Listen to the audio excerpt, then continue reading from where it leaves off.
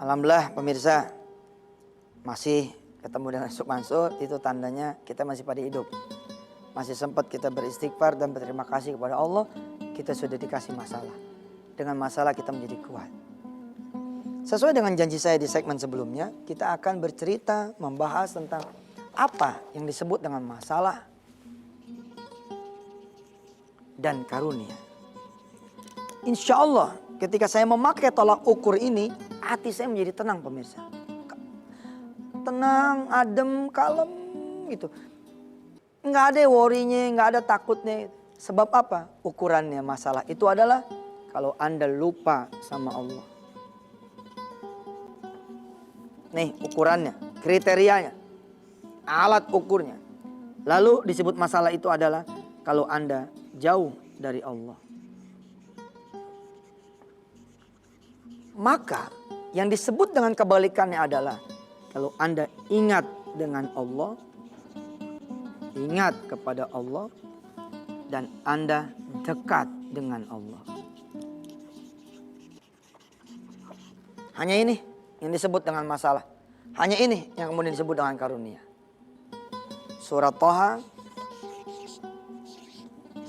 ayat 124 diantaranya berbicara tentang ini. Sekarang kita ukur. Anda naik nih karir nih. Tapi sebab naik karir, tadinya bisa sholat tepat waktu, saudara tidak bisa sholat tepat waktu. Kira-kira jadi jauh, apa jadi dekat? Kan naik karir. Harusnya karunia dong. Nah, berdasarkan kriteria ini, Anda ada di zona masalah. Tadinya pakai tikar, karena pakai tikar gatal melulu, sholat tahajud terus. Lalu Anda beli kasur, nggak tanggung-tanggung, yang 30 juta. Nyaman dong, nyaman kan? Tapi saudara lihat, ketika saudara ada di zona karunia menurut hitungan saudara dengan kasur 30 juta. Oke? Lalu saudara menjadi lupa sama Allah, nggak bisa bangun malam. Lihat, saudara sesungguhnya di zona karunia atau di zona masalah. Betul, saudara di zona masalah.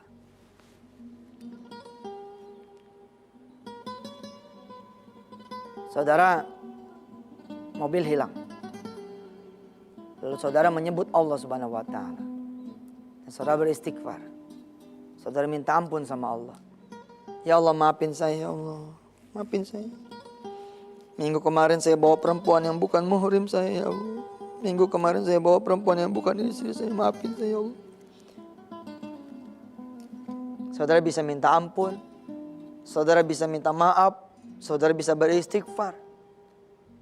Apakah saudara ada di zona masalah? Dah, saudara ada di zona karunia. Kalau Allah biarkan saudara ada di zona karunia menurut diri saudara, padahal saudara ada di zona masalah, berarti Allah jahat sekali sama Anda. Allah nggak mau Anda menjadi bersih. Allah biarin mobil itu nggak hilang.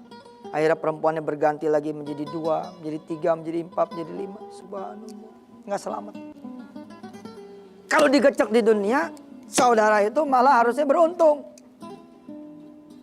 Harusnya saudara berterima kasih sama Allah. Bukan malah bilang begini, apaan nih? Kok apaan? Toyor sama Allah ente pada punya pala. Ente tuh, baru segitu aja udah teriak-teriak. Saya selama ini memberikan rizki, selalu diberikan maksiat oleh kalian semua. Turun dariku rahmatku, tapi naik dari kalian semua. Sesuatu yang membuat kau jadi murka. Harusnya saudara senang. Sebab apa? Dibantainya di dunia. Kalau saudara dibantainya udah di alam kubur, nggak bisa balik lagi saudara. Subhanallah pemirsa. Ketika saya kemudian memakai ukuran itu, saya malah berterima kasih kepada Allah. Di ujung saya punya tausiah ini. Insya Allah besok kita ketemu hari Kamis ya. Saya ingin mengatakan kepada saudara semua, bahwa satu hal yang paling terbesar yang saudara-saudara harus syukuri ketika saudara bermasalah adalah saudara bisa kembali kepada Allah. Ya ayyatuhan nafsul mutmainnah, irji'i ila rabbiki radiyatan mardiyah, fadkhuli fi ibadi wadkhuli jannati. Allah menunggu saudara semua. Insya Allah. Jangan dipikirin urusan saudara, pikirin Allah. maka Allah akan memikirkan saudara. Saya Yusuf Mansur. Wassalamualaikum warahmatullahi wabarakatuh.